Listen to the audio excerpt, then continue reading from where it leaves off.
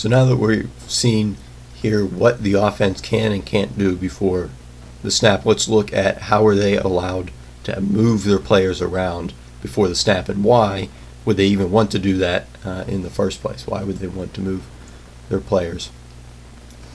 So just like the offense, they're lining up in a certain formation.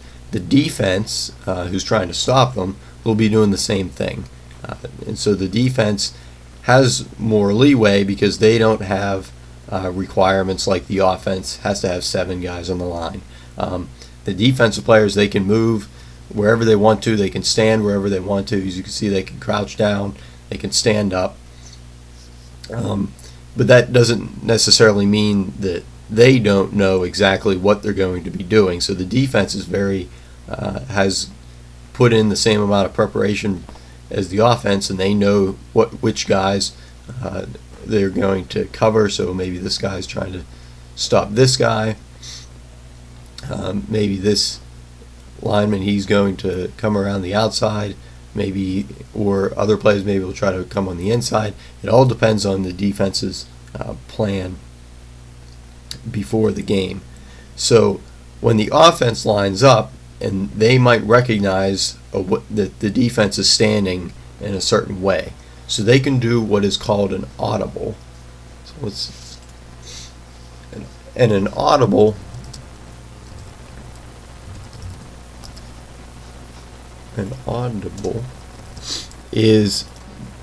just means that offensive team will be changing the play. So before the play, they'll all line up, or they'll all gather around in their huddle, and they'll call out a play. But then once they get up to the line, they can call an audible, which just means that they are going to then change that play. So there's one quarterback he's really well known for this in the NFL, named Peyton Manning. And so he's famous over the past decade or so.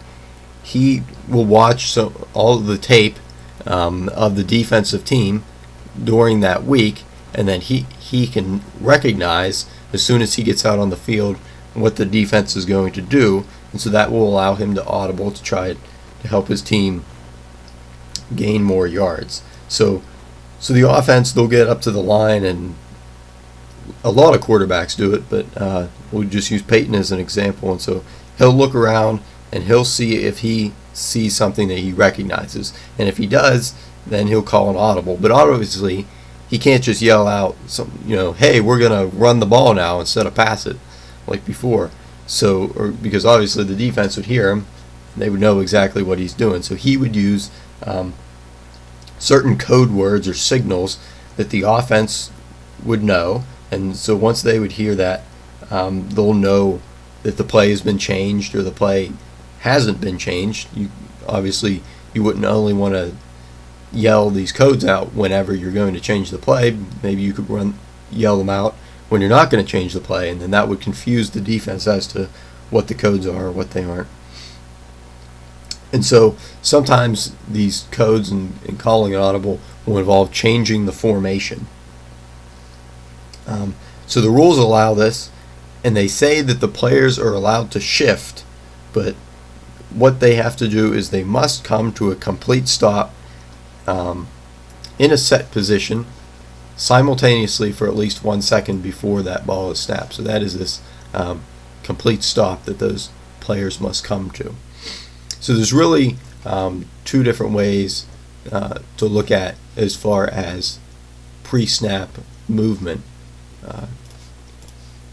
is talking about. And so the first one is a shift, and then the second one would be to send a man in motion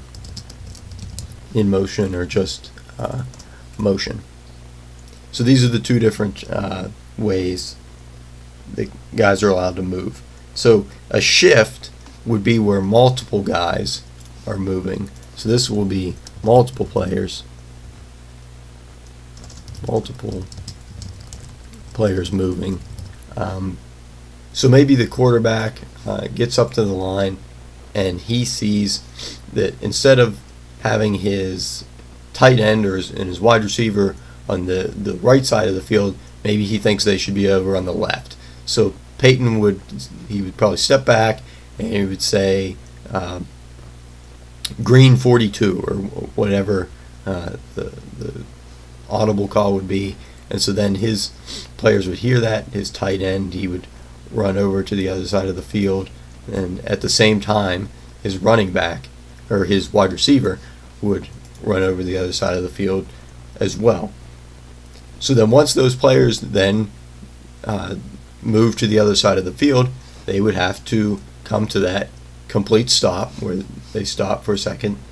And so then the team would then have a few options. They could shift again, so they could send the players back to the other side of the field if they wanted to, or they could just snap the ball, or they could send the man in motion. And so first of all, the shift, they have to come to the complete stop, and that's for all of the players involved have to come to that complete stop before snapping the ball. Whereas sending a man in motion, this is only allows for one player at a time.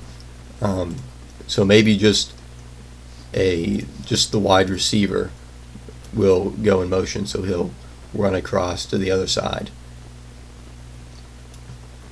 And remember, he's got to stay up. If he's on the line before he starts, he's going to have to come over here and make sure they still have those 7 guys on that line. So if the man goes in motion, it's one player at a time. But unlike shifting, if you send one man in motion, he does not have to come to a complete stop. So the ball can be snapped. Can be snapped while the player is in motion.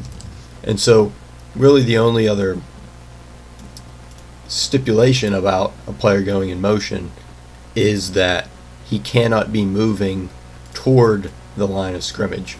So as I just demonstrated there, he can run across, and so they say he can be running away from or parallel to the line of scrimmage, but he cannot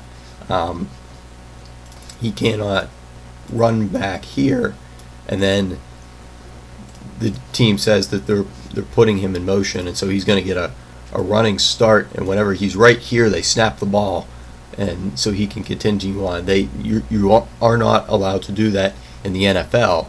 In some other leagues, like the Arena Football League, you are allowed to do that, and that would certainly put the defender at disadvantage, because this receiver would already have a running head start. But as far as the NFL goes, you are not allowed to do that. You aren't allowed to move toward the line of scrimmage while you are in motion. So once that player goes in motion, runs to the other side of the field, and he stops, then because it's one player at a time, another player is allowed to go in motion. So shift, multiple guys are moving, but then you have to come to that stop after. Motion, just one player at a time. But you can shift and you can send as many guys in motion before the snap as you can. But remember that we had that play clock that's ticking down, so you probably won't have a lot of time to be shifting and sending guys in motion all over the place. So you rarely see that much pre-snap movement. But as far as shifting, sending guys in motion, and what you have to and what you cannot do before the snap, that pretty much sums it all up right there.